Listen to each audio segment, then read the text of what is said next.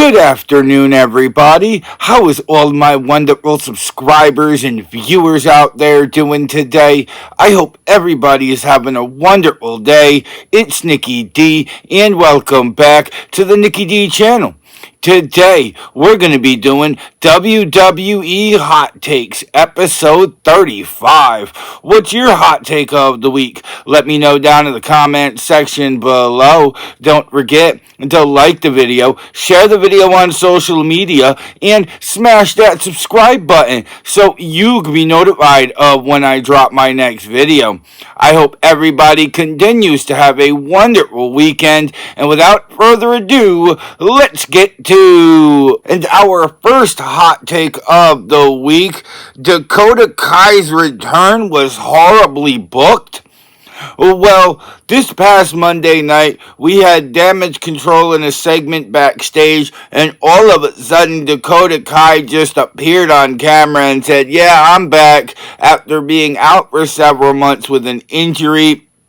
And honestly, this could have been booked so much better. We could have had Damage Control in a tag team match where they were getting their butts kicked for most of it, and all of a sudden Dakota Kai's music hits and it helps Damage Control get a much needed win. That definitely would have been awesome to see. We would have had the entrance, the great return of Dakota Kai, but instead it's just thrown at us very randomly as well. And honestly, this could have been so much more. I feel like Dakota Kai is one of those superstars that definitely doesn't get the flowers that she deserves at times. And this is a perfect example of that. We could have had a wonderful surprise return from Dakota Kai, but instead we just get told in a Damage Control segment that she is back. Okay, I'm very happy to see Dakota Kai back, but this could have been booked a lot more entertaining. And at the end of the day, yes, Dakota Kai's return was horribly booked. And our second hot take of the week: too many factions are teasing breaking up. Oh, well, we're seeing this a lot more often towards the end of 2024. Gunther and Luther Kaiservik were at each other's throats this past week, and the New Day have been down each other's throats with Kofi Kingston and Xavier Woods not being able to get on the same page. We see the same thing going on with the Judgment Day with Finn Balor and Dominic Mysterio going at it. I mean, I just feel like there's more stories that we could be telling. We are also teasing it for Bianca Belair and Jade Cargill as well. It's just, to me, it boils down to the law of diminishing returns. I feel like almost every story that WWE is telling at the moment is teasing a tag team breakup. And it's especially bad when we really need tag teams for the divisions. I really feel like the Raw tag team titles have been completely forgotten about, the World tag team titles. And honestly, I feel like it's just too many different stories all telling the same narrative. At the end of the day, I feel like some of these teams could still strive being a team. I think the Judgment Day should stay intact going into 2025. And I feel like if you're going to tease it, it should be with somebody like the New Day, who have been together for almost a decade. So I really feel like it's just being told too many times in too many different stories in WWE. And at the end of the day, there are just too many factions that are teasing breaking up. And our third hot take of the week will take us down to NXT. Cora Jade should have qualified for the Women's Iron Survivor Challenge. Well, at Deadline, we are going to see, I believe, the third installment of the Iron Survivor Challenge, and this past Tuesday, Sol Ruca defeated Cora Jade to qualify for the Women's Iron Survivor Challenge at Deadline. And honestly, I think that first and foremost, Sol Ruca will be a excellent addition to that match. But at the end of the day, I feel like Cora Jade has more experience. I feel like Cora Jade would strive in a match like this because she is excellent at being able to pick the bones in certain situations. You can qualify her as an ultimate opportunist because she is excellent at capitalizing on situations like that. So I think Cora Jade could rack up some pinfalls in a match like this, and I really feel like it should set the stage for Roxanne Perez versus Cora Jade somewhere down the line. I'm not saying Cora Jade win the Women's Iron Survivor Challenge. I'm not sure if she's quite ready for an NXT Women's Championship match, but seeing her in the match and having the option of Roxanne Perez versus Cora Jade, it would have definitely been, will they do that type of moment? I think that was a missed opportunity for NXT, a rare missed opportunity, and I feel like if Sol Ruca was going to qualify, which I believe she should have, it should have been against somebody else, honestly, and at the end of the day, I really feel like Cora Jade should have qualified for the Women's Iron Survivor Challenge. And our fourth hot take of the week, Kanani Jordan needs to target the NXT Women's Championship next.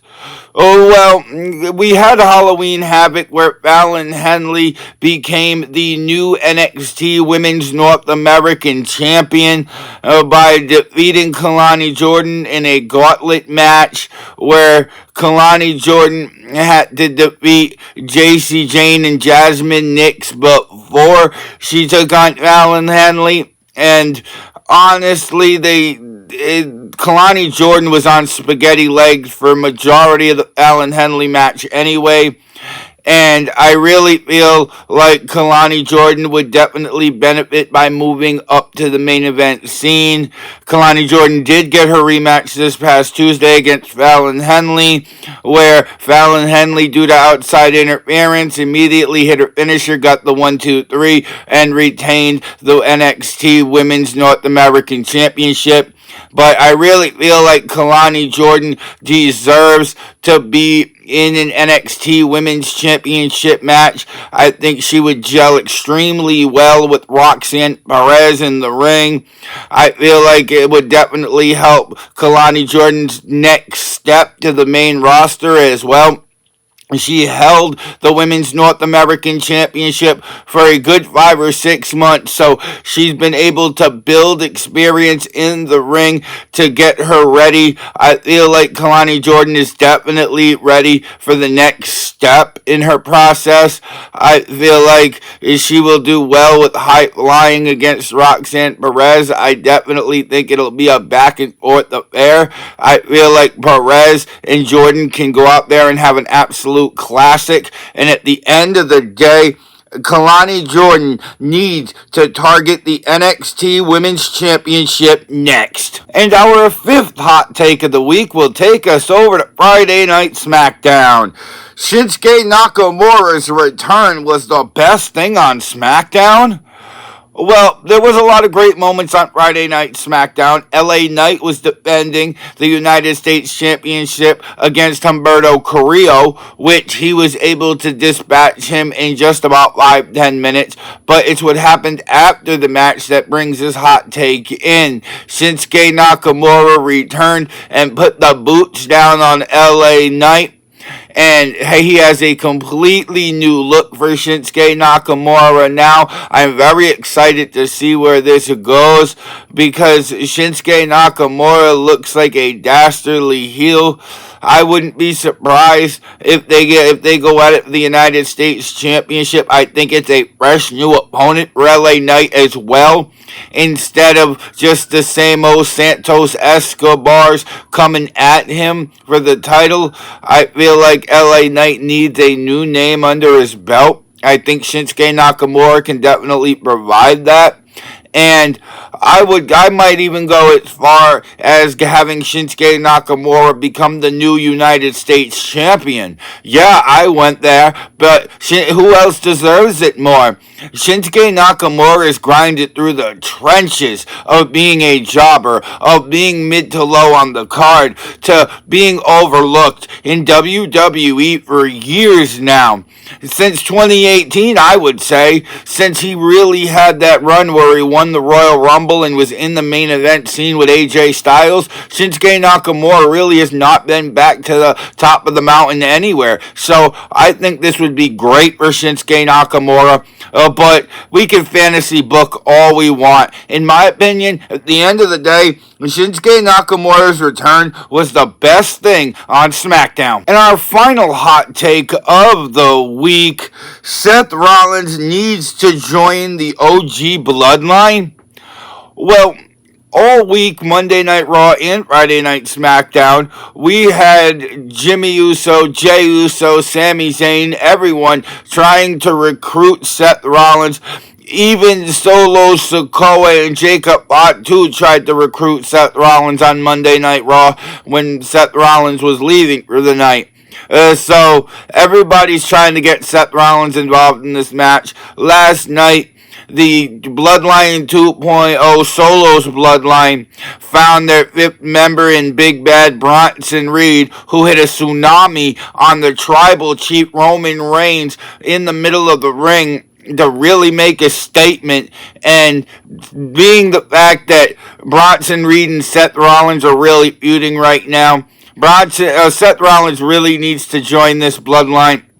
Seth Rollins has said on multiple occasions he is not interested in joining forces with Roman Reigns. No, but now that Bronson Reed has been added to the Survivor Series War Games match, I really feel like Seth Rollins needs to be the one to step up and even the score. Not to mention, if Seth Rollins is the one that steps up, that means Cody Rhodes doesn't have to. So he could defend his belt at Survivor Series. So I really feel like we don't need another Cody and Roman teaming up together. I feel like Seth would be better suited for this role. Not to mention the guy he's eating with just joined the other side. So I really feel like on Monday night we'll get the announcement that Seth Rollins is going to join Team Bloodline OG at the War Games, and I think that needs to happen. I think Seth Rollins needs to join the OG Bloodline. And that was WWE Hot Takes episode 35. What's your hot take of the week? Let me know down in the comment section below. Don't forget to like the video, share the video on social media, and you made it all the way to the end of this video, go smash that subscribe button so you can be notified of when I drop my next video. And if you want to see some more of me, Nikki D, then go check out another one of my videos, because I got hours of content that'll keep you entertained well into the evening. With that being said, I hope everybody has a wonderful evening. I'm Nikki D. This is the Nikki D channel, and I will see all y'all beautiful people next time. Bye, y'all.